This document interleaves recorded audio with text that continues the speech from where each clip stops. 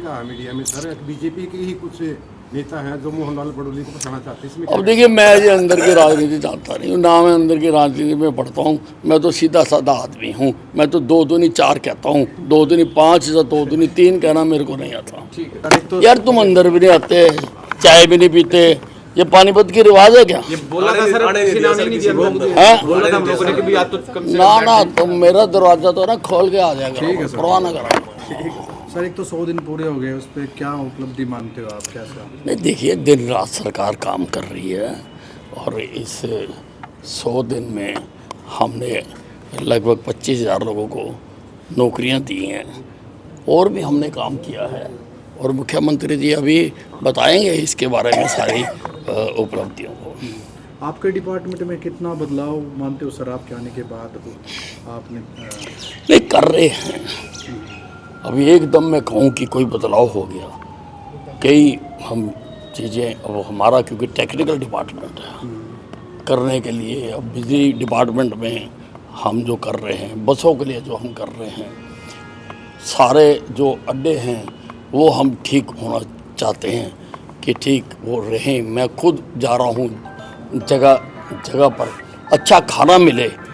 हमने मुख्यमंत्री जी को जी बंद करो। हरियाणा टूरिज्म के साथ एज ए पायलट प्रोजेक्ट बस अड्डों के ऊपर खाना उपलब्ध कराने के लिए हमने भेजा है कि 5 पर तो अभी हम काम करके देखें।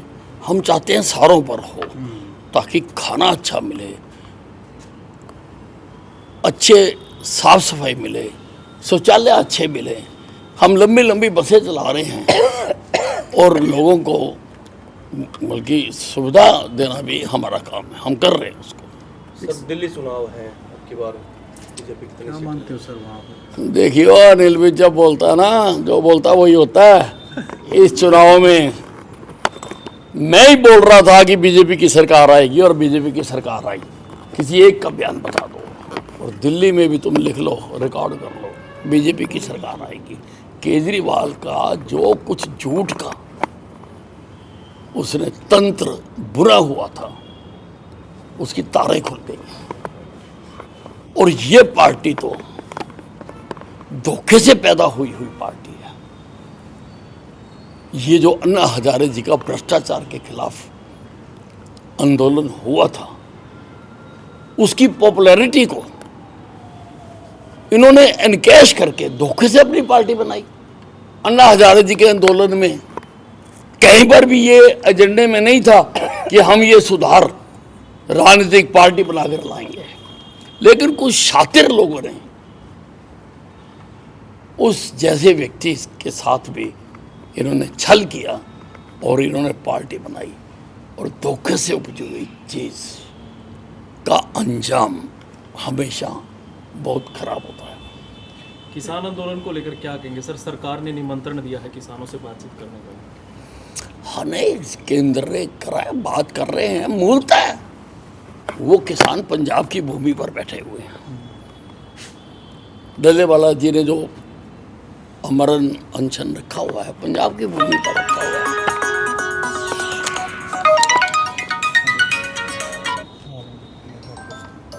इसको कर दो यार एक बार यार। मैंने कर दिया, पहले कहते ना यार। सर ने भी कर दिया तो। यार मैं तो जैसे कहते हो वैसे ना ना सर। परिवहन विभाग पर सर आपका फोकस पूरा है, तो बिजली निगम में भी कोई बदलाव की संभावना है या सर्जरी की जरूरत है कहीं ना कहीं? किसमें? बिजली निगम। नहीं, बिजली निगम में देखिए, हमने मैंने सारे हरियाणा के जो ट्रांसफार्मर्स हैं, मैंने उन सब पर कितना लोड है उसकी रिपोर्ट तैयार करने के लिए कहा है। जल्दी 10-15 दिन में वो आ जाएगी, बहुत बड़ा काम है सर। और कितना का ट्रांसफार्मर लगा हुआ है और सारों को मैंने कहा है कि उनको अपग्रेड किया जाए ताकि ना हो ये जो नंगी तारे जाती हैं। इसके लिए भी हमने सारी हमारा केस तैयार होकर चला गया है कि आर्मर्ड वायर आए ताकि कुंडी नहीं लग सकती उसमें, नंगी जो तारे हैं। और जो सोलर एनर्जी है, अभी जयपुर में रीजनल कॉन्फ्रेंस हुई थी, सारे मंत्री आए थे उसमें, तो मैंने वहाँ भी एक सुझाव रखा कि हर गांव में एक सोलर पावर हाउस लगा दिया जाए दिन की बिजली के लिए, क्योंकि जो दिन रात की बिजली होती है उसमें बैटरियाँ लगानी पड़ती हैं, वो महंगी पड़ती है। दिन की बिजली 2-2.5 रुपये यूनिट पड़ती है। Of grid. हाँ, और सारे किसानों को जो ट्यूबवेल का कनेक्शन है वो उस पावर हाउस से दिया जाए, और जिस प्रकार से सभी कर्मचारी अधिकारी एक निश्चित समय पर दफ्तर जाते हैं, शाम को घर वापस आते हैं, बच्चों को लेके बाजार घुमाने जाते हैं, रात को आके परिवार के साथ खाना खाते हैं, मैं चाहता हूं कि किसान भी दिन में अपने खेत में जाए, काम करे, दिन में उसको पानी मिले। जब सूरज चमक रहा है तो समझ लो कि उसका ट्यूबवेल चल रहा है, जाए खेत में पानी दे, शाम को वो भी अपने बच्चों को लेकर बाजार घुमाने लेकर जाए, और रात को परिवार के साथ खाना खाए।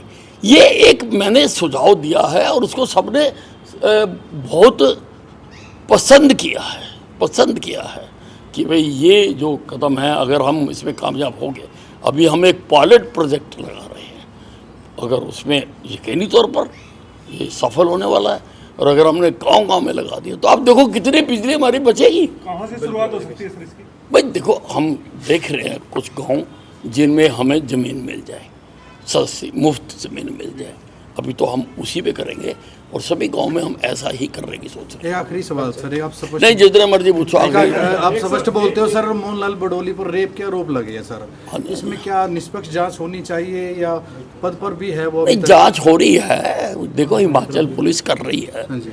तो और पुलिस पर भरोसा तो रखना चाहिए ना कि वो निष्पक्ष करेंगे। और जो सारे तथ्य सामने आ रहे हैं, जैसे बडोली जी भी कह रहे हैं कि मैं निर्दोष हूँ, और जो गवाह थी वो भी कह रही है कि भाई ये जो है ये मेरे सामने कुछ घटित नहीं हुआ, तो उम्मीद है कि निर्दोष ही साबित होंगे। लेकिन अब देखो पुलिस का मामला है और पुलिस उसकी जांच कर रही है। रोके मित्तल ने ये कहा मीडिया में सर, बीजेपी के ही कुछ नेता हैं जो मोहनलाल बडोली को फंसाना चाहते हैं, इसमें अब देखिए, मैं ये अंदर की राजनीति जानता नहीं हूँ ना, मैं अंदर की राजनीति में पढ़ता हूँ, मैं तो सीधा साधा आदमी हूँ, मैं तो 2 दूनी 4 कहता हूँ, 2 दूनी 5 या 2 दूनी 3 कहना मेरे को नहीं आता। ठीक है।